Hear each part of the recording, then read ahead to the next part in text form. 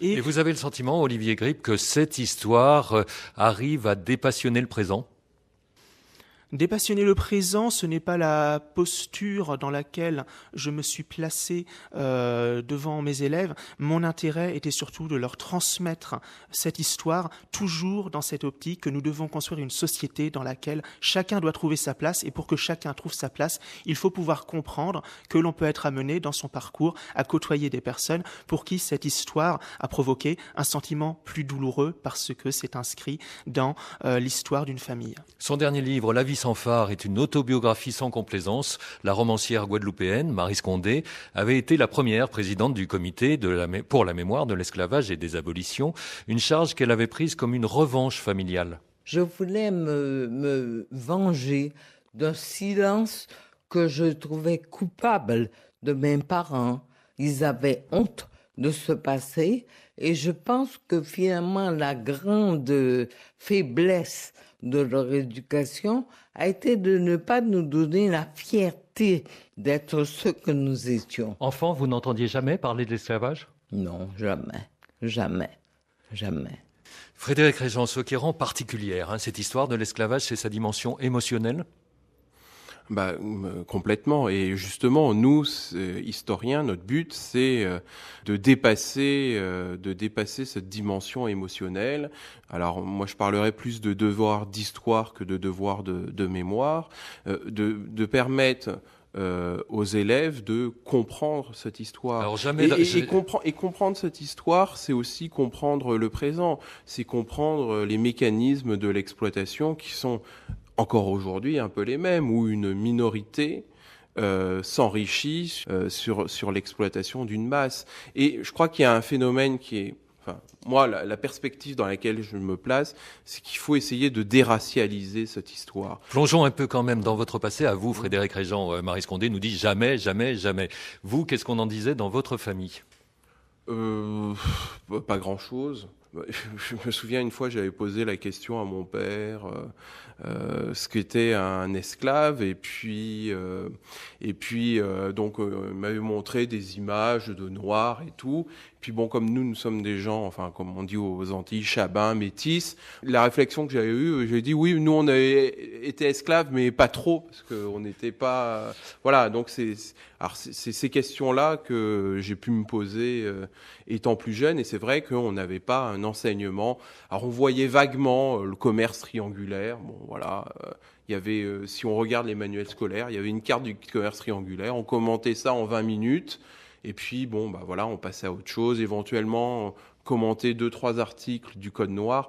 Maintenant, c'est beaucoup plus... La place de cette histoire est beaucoup plus conséquente dans les programmes et dans les manuels. Olivier Grip, quand est-ce que vous avez entendu pour la première fois dire que la France avait un passé esclavagiste ?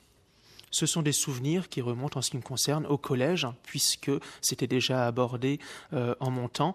Et je dois noter que les programmes ont fait une belle évolution, puisque au niveau du nombre d'heures qui lui sont allouées en lycée professionnel, nous avons réellement l'occasion maintenant de parler du processus en élargissant au-delà du seul commerce triangulaire qui est abordé au collège.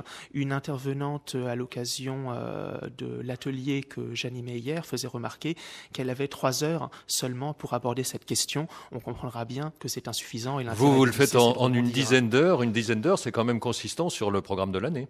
Tout à fait. Et j'ai cet avantage de pouvoir le mener puisque en lycée professionnel, on enseigne l'histoire et le français. Et j'ai pu le démontrer avec un roman qui traite de cette période, un roman inspiré d'historiens. Il est possible d'accomplir dans un temps plus large toute cette réflexion. L'émission que nous avions enregistrée à Londres à l'occasion du jubilé de la Reine en juin dernier nous avait amené à aborder la question de l'enseignement de l'esclavage avec une originaire de Saint-Kitts-et-Nevis, Natacha Robert. Alors moi, je suis née ici en Angleterre. J'avoue que je ne l'ai pas appris à l'école du tout. On n'a vraiment pas parlé de ça. Depuis, je sais qu'ils ont changé ça. Donc mes nièces, par exemple, elles ont appris sur l'esclavage, etc. à l'école. Donc je pense qu'effectivement, c'est mieux en Angleterre qu'en France. Mais même en Angleterre, je trouve qu'on ne fait pas assez par rapport au passé.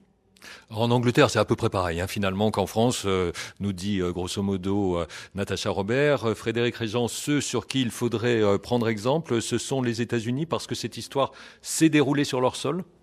Oui, l'histoire est quand même très différente parce que ça s'est passé sur leur sol. Voilà, c'est alors ça que, qui change tout en fait. oui, hein. ça change énormément de choses. Et avec une histoire qui est aussi à l'esclavage. Donc, c'est en suivi la ségrégation. Et c'est vrai que cette histoire, elle nous saute au visage maintenant. Lorsqu'il y a eu les polémiques, les émeutes des banlieues, c'est la composition de la population hexagonale qui a changé aussi. Oui, voilà, l'image de la population lorsque l'on voit, par exemple, les équipes sportives. Donc, on s'interroge. Pourquoi il y a des Noirs pourquoi il y a des Noirs en France. Pour s'intéresser à cette histoire, il faut la voir au présent d'une certaine manière. Voilà, tout à fait. Alors, qu'est-ce qui est le plus difficile à assimiler, Olivier Grip, pour vos élèves de seconde professionnelle dans cette histoire ? C'est une question délicate car il n'y a pas une réponse toute faite puisque d'un élève à l'autre, l'approche, la capacité d'apprentissage ne sera pas la même. Ce qui est important, c'est ce que nous disions précédemment, c'est le temps que nous pouvons y consacrer. À partir du moment où on aborde des mots comme crime contre l'humanité, qu'on parle de négationnisme, que l'on parle de la traite négrière dans son ensemble depuis l'armateur qui prépare le navire négrier au passage sur la côte des esclaves, la traversée de l'Atlantique, l'installation sur les plantations, le code noir, l'organisation d'une plantation, vous comprendrez bien que ça demande énormément de patience et que chaque élève, selon son parcours, ne retiendra pas la même quantité d'informations. Pour les pays, pour les élèves plutôt, l'histoire des pays passe souvent par l'histoire des hommes, celle de l'esclavage. Côté esclave, Frédéric Régent, est-ce qu'elle n'a pas longtemps souffert du manque de destin individuel auquel se raccrocher ? Alors, justement, sur l'histoire de l'esclavage colonial français, on n'a pas d'histoire d'esclaves. On en a quelques-unes pour les États-Unis. Sauf s'ils deviennent tous à l'ouverture un jour, par exemple. Oui, voilà. Mais bon, c'est un destin un peu exceptionnel. Donc, c'est vrai qu'il nous manque un peu ce type de figure. Alors actuellement, je suis en train de travailler sur un nouvel ouvrage où justement on essaiera d'incarner un peu cette histoire. Voilà, d'incarner cette histoire voilà. Enfin, j'en dis pas plus. On verra donc. Voilà. Autre festival, celui d'Angoulême. Le dessinateur congolais Serge Diantantou a déjà publié chez Caraïbes Éditions les 3 premiers tomes de sa mémoire de l'esclavage en BD. Son parti pris à lui n'est pas celui de la fiction. Je retrace le mémoire de l'esclavage. C'est pour revenir un peu vers le niveau du scolaire. Souvent, les jeunes enfants n'arrivent pas à comprendre. C'était un sujet tabou. Aujourd'hui, personne n'est responsable. On explique pourquoi il y a eu ces triangles. Et de l'autre côté, il y a un triangle du côté oriental qu'on ne parle pas souvent. Et donc, dans l'histoire mémoire de l'esclavage, je retrace les 2 triangles. Alors Frédéric Régent, Olivier Grip s'appuie sur Olivier Pétré-Grenouillot. Pourquoi la question des traites négrières, arabes d'un côté, transatlantiques de l'autre, ont-elles soulevé tant de passions ? Bien, parce que je crois que ce qui soulève les passions, c'est la question de la responsabilité. Alors nous, en histoire, on n'est pas là pour chercher des responsables. L'histoire, c'est pas le tribunal du passé. Voilà, on a eu l'air de dire qu'en s'intéressant à la traite arabe, d'une certaine manière, on banalisait la traite transatlantique. C'est un peu, ça a été un peu dans les termes du débat. Donc, comme je le dis, voilà, l'histoire n'est pas un tribunal. Je crois qu'il faut aborder donc ces 2 histoires, traite orientale, traite atlantique, de manière objective. Bien entendu, nous, la France, on est plus concernés par la traite atlantique que par la traite orientale. Donc c'est normal. Et parler de l'une n'exonère pas l'autre. Voilà, c'est normal qu'on en parle plus. Après, il y a un problème de source. C'est-à-dire qu'il y a beaucoup plus de sources sur la traite européenne atlantique que sur la traite orientale. On a parlé 2 fois de bande dessinée dans cette émission. Olivier Grip, est-ce que c'est un support sur lequel vous pourriez vous appuyer ? Tout à fait. J'ai déjà rencontré le cas par des navigations sur des sites éducatifs sur Internet, sur les sites d'inspection, le cas de collègues qui ont effectivement utilisé des planches de bande dessinée pour raconter cette histoire. Maintenant adapté au théâtre, le livre de Mohamed Aïssaoui sur l'esclave, Fursi, a connu un grand succès, critique et public. Il y raconte les décennies d'action en justice de cet esclave pour obtenir à La Réunion une liberté qui lui revenait de fait, puisque sa mère Madeleine avait été affranchie en arrivant d'Inde à l'Orient, donc sur le sol de France où l'esclavage était interdit. l'esclavage était illégal. C'est-à-dire que la maxime chrétienne et française qui prédominait, c'était « nul n'est esclave en France ». Encore plus quand c'est une personne qui vient de l'Inde. La loi française et la loi chrétienne, j'allais dire aussi, c'est « nul n'est esclave en France » à partir du moment où on pose les pieds sur le sol de France. Alors quand Mohamed Aïssaoui, journaliste au Figaro, parle de France, Frédéric Régent, il pense à la métropole de l'époque, à l'Hexagone, on dirait aujourd'hui.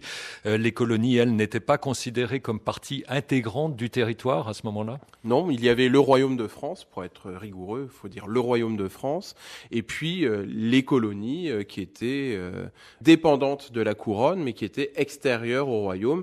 Et les lois sur l'esclavage, par exemple l'édit de mars 1685, s'applique explicitement dans les colonies. On dit et toutes les colonies ou simplement ce qu'on a appelé les quatre vieilles, c'est-à-dire les DOM d'aujourd'hui. Est-ce que par exemple dans des colonies, donc Saint-Domingue, Saint-Christophe, la Réunion, l'île Maurice, la Martinique, la Grenade, Sainte-Lucie, enfin tout la Guyane, lorsque ces espaces ont été des colonies françaises. Et donc la loi qui s'appliquait dans le Royaume de France était différente. Olivier Grippe, est-ce que vous avez des retours ou des interrogations du côté des parents d'élèves ? À ce jour, aucune. Merci Olivier Grippe. Donc peut-être cet atelier en ligne bientôt. Et puis Frédéric Régent, on attend son prochain livre, c'est pour bientôt aussi.